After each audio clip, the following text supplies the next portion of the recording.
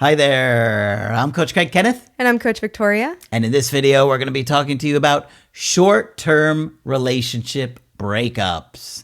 The short-term ones matter too. Yes.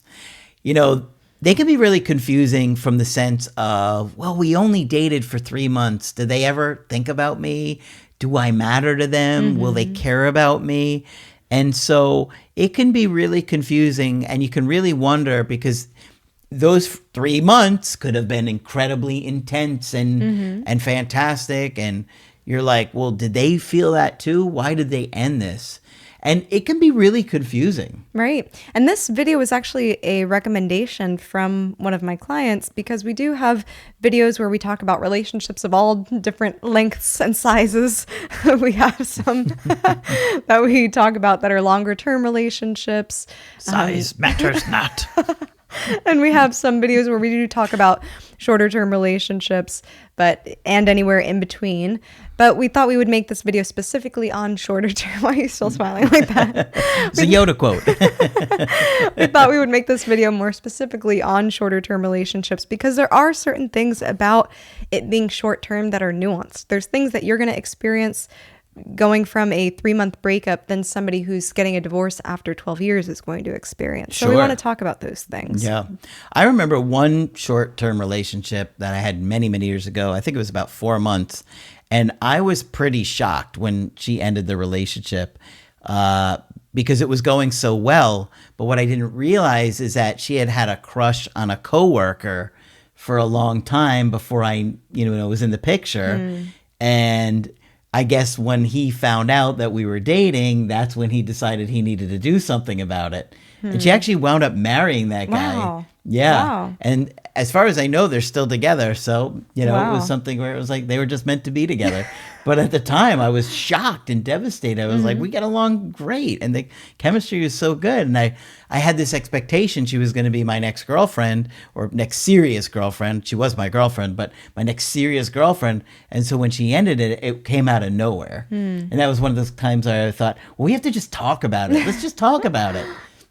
I mean, but she didn't come clean and say, oh, this is that she had a crush on her coworker for a year or two or whatever it was.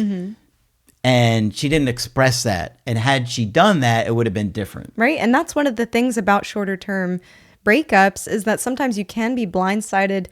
Depends, but sometimes you can be blindsided more so than a longer term relationship. Sometimes with a longer term relationship, you know your partner on a different level and you can kind of tell something's off or something's been off for a year or two or several months, or you can kind of notice a shift in them versus when you're dating somebody for a few months, you don't know them enough to be able to see those kind of nuances and how they're approaching the relationship differently. And in the beginning, you have so many plans with that person. You're excited about the future. And so there can be this kind of trajectory that you're looking forward to that just gets cut short. It feels like unrealized potential when a breakup happens in the short term. Yeah. Because you kind of are thinking, wow, this is going so well. We have such a good chemistry. I feel like we're going to wind up dating and seeing where this goes. And then next thing you know, she's dressed up as Princess Leia in the slave outfit for somebody else. Did that happen? Yes. Oh, no. But for me first, so. Oh, man. And that breakup was right around Halloween when we broke up. And we went out as I was wearing an inflatable Jabba the Hutt costume, which was hilarious. That's probably why it ended. She put it on too. It was funny. There were some funny pictures of us. And she dressed up as Princess Leia in the slave outfit. Wow. Which many men are pretty like, all right, that's pretty awesome. All right. So another thing that's very nuanced about shorter term breakups is that sometimes friends and family can have a much more callous response to you. A lot of times friends and family will be like, oh, you should be over that. Oh, that guy that you dated for a couple months. Yeah, why are you still talking about him? Oh, yeah, you were just barely seeing him. So a lot of times friends and family can be super dismissive about it, and it can make you feel like am I going crazy? I know this was a real relationship. I know there was intensity there. Your friends and family, they didn't live it. So they don't know what it felt like to, be with this person. Maybe you talked with them every day. Maybe you saw them every day. Maybe you did have many plans for the future. So friends and family can be very dismissive, and that can hurt on a different level. Yep. Sometimes absolutely. they can be with longer term relationships too, True. but there's a different kind of callousness when it's only been, a couple months or so. But in a shorter term relationship, and it's still new and things are so good and there's no arguing or fighting, it can blindside you more. Yeah. Because like if you're with somebody for a couple of years and you've been fighting for the last 8 months, that's very different than we've been going great for 4 months and things were going so good and all of a sudden they broke up with me.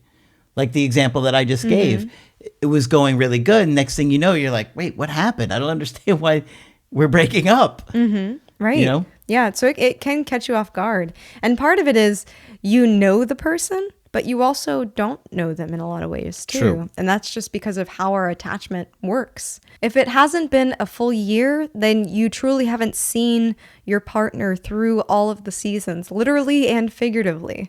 Right? It's important to know your partner's reaction to at least the basic emotions.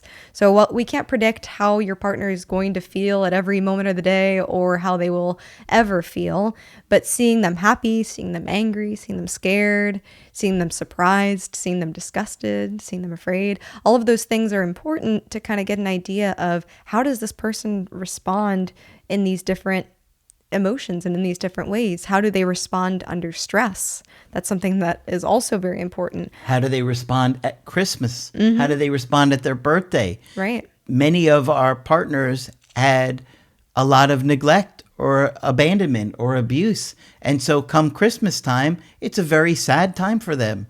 They're reminded of all the years that they didn't get anything for Christmas or were mistreated or abused or disappointed. And that comes up a lot of, or birthdays, where they were disappointed or their parents didn't throw a party for them or they felt sad. So now they're having anniversary reactions. And that's really important to note. Yeah. And you don't know that about them yet. I had a client, you did a call with them and you have another one scheduled with her. Okay. That we were talking about the anniversary reaction. Every year around the anniversary of the father passing, they have a breakup in January. And they've been together, I think, like over 10 years. Oh, yeah. You know what I'm talking about, right? Yeah. And so anniversary reaction. And she said it. She goes, when you talked about that really hit me because we keep breaking up in January. But you don't know that about somebody when you've only dated a short amount of time. Right. So these things are important to note as you get to know someone. And some of you might have been friends with your partner before dating them. Maybe it was a long friendship, but then a short-term relationship that ended in a short-term breakup. And you get this sense of, but I knew them. I was friends with them for 10 years, or I was friends with them since high school. People show up so differently in a romantic relationship than they do in a friendship. Very, very true. It's a whole different set of needs. Right. And so sometimes knowing them as a friend, it can kind of throw you off because you think, well, I do know this person. And you think that you know them better than you actually do. And trust me on that, people can show a whole different side of them when romance gets added to the picture, when now you're becoming a closer attachment figure, when now the set of needs and expectations changes. There can be a lot more pressure around that and a lot more stuff that comes up, a lot more attachment trauma that comes up. I mean, think about some of your friends. They may be good friends to you. They may be wonderful friends to you. But how do they treat their partner? Maybe they're selfish. Maybe they lie, or maybe they're sneaky, and maybe you don't even know about those things too, right? Yeah. But a friendship is a different set of needs than a romantic relationship and a different set of pressure. And, when you're having a friendship with somebody, you're not deciding, oh, we're going to have this amount of kids together or we're going to live our life like this. You know what I mean? It's different. Different, yeah. So it can be really confusing if you knew that person as friends first. Your attachment style doesn't show up immediately. It's not like we meet somebody and we have a name tag that says, hi, I'm avoidant, or hi, I'm anxious, or hi, I'm disorganized, right? Or hi, I'm secure. They hide it. They do. Right. And it takes time before you see someone's attachment style really activate or show up or manifest. And we talk in another video about how a lot of times those with more avoidant attachment styles can come off as secure in the beginning. Yes. They come off as able to handle their emotions well. Yep. Sometimes, Confident. right. Sometimes they can even come on strong. Sometimes people will figuratively bite off more than they can chew, meaning they are dive heads first into the relationship in the beginning, and then later pull back and realize, oh my gosh, I'm scared. I'm getting to know this person better. The stakes are higher now. Now each other's flaws are starting to come out, and we're starting to see that. And so it takes time before we're truly able to see someone's attachment style. And that's why it's difficult sometimes even in calls where it will be a shorter term relationship and, we're trying to see, okay, well, this person has some traits of an anxious attachment, but some avoidant traits and some of this, some of that. When you have more of a longer term partnership, you can see more accurately what that style or what those patterns are. In which case, you could go into their family history and then get a lot more or their information. dating history too. Exactly. Right. But both of those things, even though it's a short relationship, are going to tell you a lot about their attachment issues anyway. Oh, yeah. So it can take some time. So this is what can be different about that short-term breakup is it can be a lot more confusing. We don't know all the details about someone yet. We don't have enough time to really identify the patterns. So you panic. And you're like, this person's not going to care about me. I should do something different. My situation is different. And you are afraid that no contact isn't going to work. Well, no contact does work. You can't obviously force somebody into your life, whether it's a short-term relationship or a long-term relationship. But the strongest, most confident thing that you can do is respect their decision and leave them alone. No contact does work in short-term relationships.